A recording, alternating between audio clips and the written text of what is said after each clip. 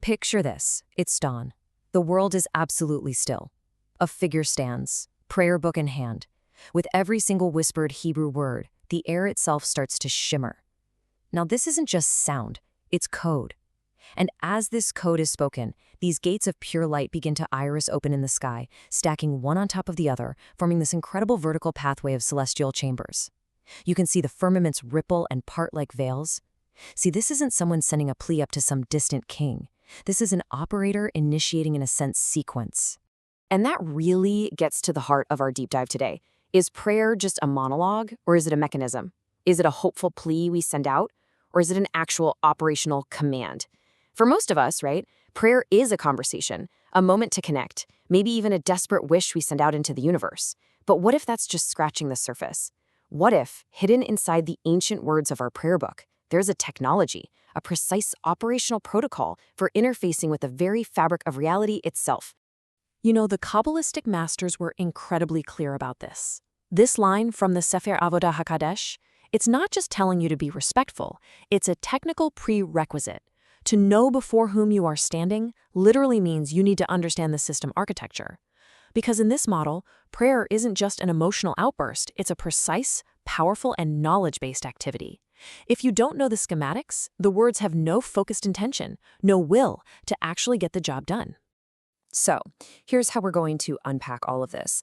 We'll start by mapping out the cosmic operating system that this all runs on. Then, we're going to decode the prayer book itself as a divine access protocol and really visualize that ascent through the heavens. We'll witness the downflow of divine blessing, and then we'll get to the most important part, realizing that you are the operator. Okay, let's jump right into it. Before you can run any kind of software, you have to understand the hardware, right?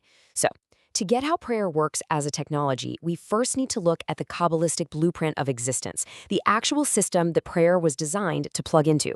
So the fundamental components of this whole cosmic architecture are the 10 Sephirot. Now, don't think of these as static things. Think of them more like 10 distinct but interconnected divine frequencies or channels. They're the processors, they're the circuits, the power conduits that form, sustain, and manage all of creation. I mean, everything, from the highest angelic realms all the way down to the rock under your feet, is built from and powered by these 10 emanations. And these Sephirot, they're not just random. They are arranged in a very specific hierarchy, a kind of ladder of ascent. Prayer, according to the Zohar, is an operation that moves from the bottom up. We start right here, in Malchut, the kingdom, which is our physical world.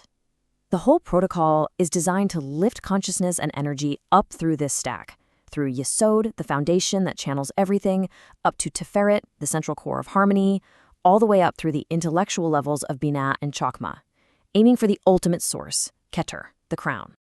Okay, so what is the person praying actually doing during this whole ascent? Well, the main function call is something called Yehud, or unification. See, the universe is this dynamic system of divine forces. You've got masculine and feminine, giving and receiving, mercy and judgment. The whole point of the prayer protocol is to execute these Yehudim, these unifications, to actively bind and harmonize these different Sphirot. And this isn't some symbolic gesture. It's a cosmic level recalibration that fixes the balance and literally opens the pipelines for divine flow. So, now that we have a map of the operating system, let's take a look at the user manual. And this is the central idea of this entire explainer. The Jewish prayer book, the siddur, is not just a collection of psalms and poems.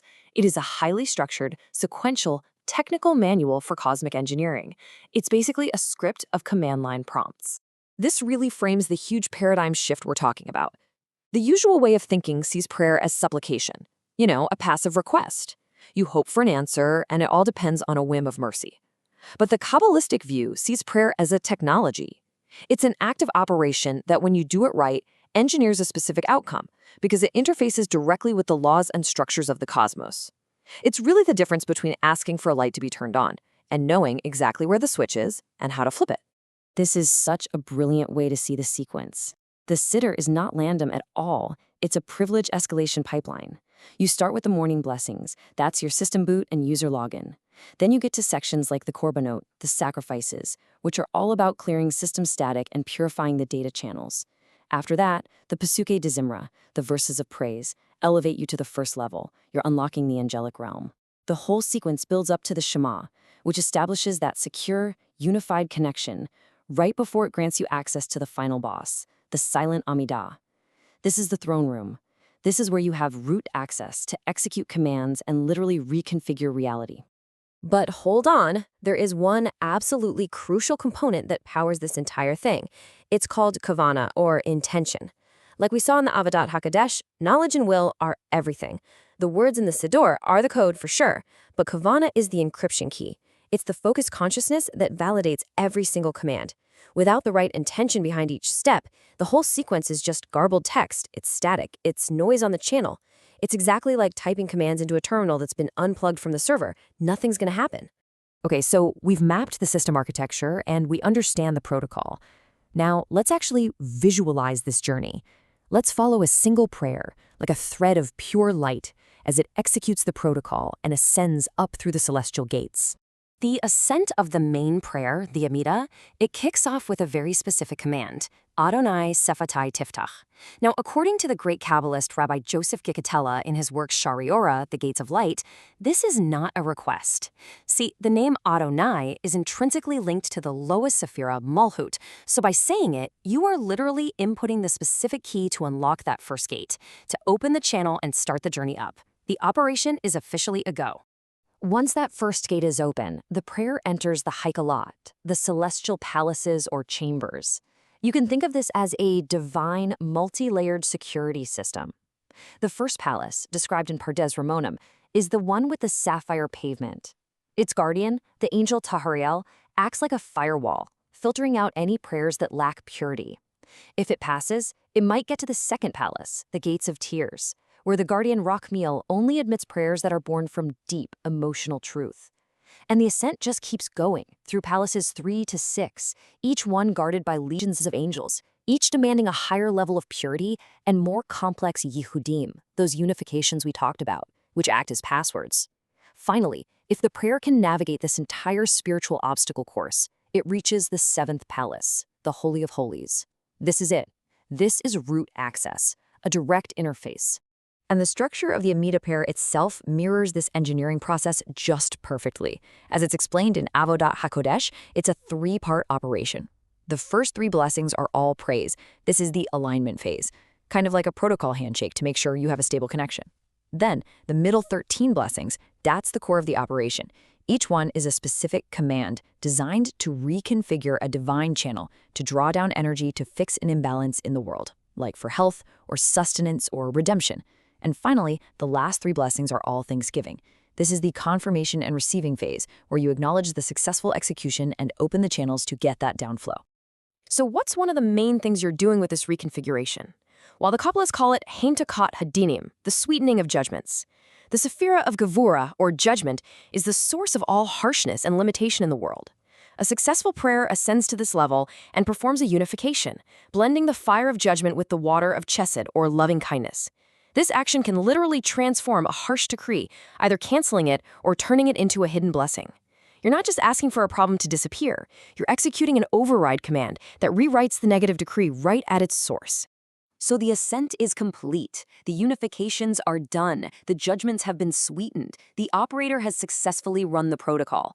But that's not the end of the story, not even close. It's the midpoint, because for every single ascent, there has to be a descent. What happens next is a cascade of divine energy flowing back down the ladder, a system-wide distribution of the very resources that the prayer has just unlocked. This pathway is what we call shefa, or divine abundance. By reaching the highest levels, the prayer has basically opened a valve at the very source of reality. The flow starts in shokma, wisdom, that infinite point of pure potential.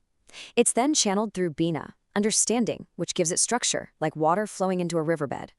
It comes down to tiferet, beauty, the central hub that balances all the energies, before getting gathered in yesod, the foundation, which is the final funnel. And from yesod, this flow is aimed at its ultimate destination, malchut, our kingdom, our world. And it's here that this abstract divine energy finally manifests as real concrete blessings, healing, prosperity, wisdom, and peace.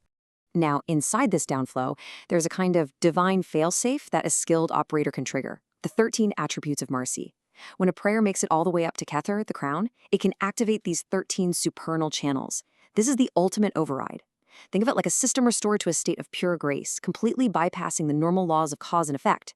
It just floods the entire system with compassion, and it's able to nullify negative decrees and open the floodgates of blessing, even for those who might not seem to deserve it. And so, the mission is complete. The operator, using precise knowledge and focused intention, has climbed the cosmic ladder, performed the required yuchudim, or unifications, rebalanced the forces of the universe, and opened the supernal channels. The connection is stable, the system has responded, and now, rivers of golden light, the tangible flow of Shafa, pour down through all those celestial gates, nourishing the operator, their community, and the entire world. Now, I know this grand cosmic journey might seem incredibly abstract, a little out there, but the most crucial point of this entire system brings it right back down to you. This whole protocol, this entire cosmic operating system, it's designed for us to interface with it. This isn't just a cool story about angels and Sephirot. It's about changing how we see prayer, moving from a passive request to an act of profound spiritual agency. So let's just recap the operator's manual. Principle number 1. The order is operational. The sequence of prayers in the siddur isn't random, it's a precise, unchangeable algorithm for spiritual ascent. 2. Intention is the key. Kavanah, that focused awareness, is the password that authenticates every command you make. 3. The goal is unification. Your primary task is to perform yichudim, to harmonize and balance divine forces. And 4. The result is flow. A successful prayer doesn't just ask for change, it actually restructures reality to allow for that downflow of blessing. And hey, if this whole idea of human agency in the divine process sounds a little radical, just listen to this absolutely mind-blowing statement from the Talmud. The divine asks, "Who rules over me? The righteous one. For I issue a decree, and he may annul it." I mean, that's the ultimate expression of this principle. It's suggesting that a human being who has mastered this prayer protocol becomes a co-creator, a partner with the divine, who is capable of actively participating in the governance and the reshaping of reality itself. So the bottom line is this: the siddur, the prayer book, it's not a history book. It is a living blueprint. It's a technical manual for building a better reality, for repairing the cosmos one prayer at a time. You are holding the manual. The only question is, are you ready to build? Thank you for joining us for this complete journey through the Pardes. We hope these ancient truths help you and your family improve your own dimensions this week. If you enjoyed this full chapter deep dive, please like, subscribe, and share which part of the journey touched your soul in the comments. We'll see you in the next chapter.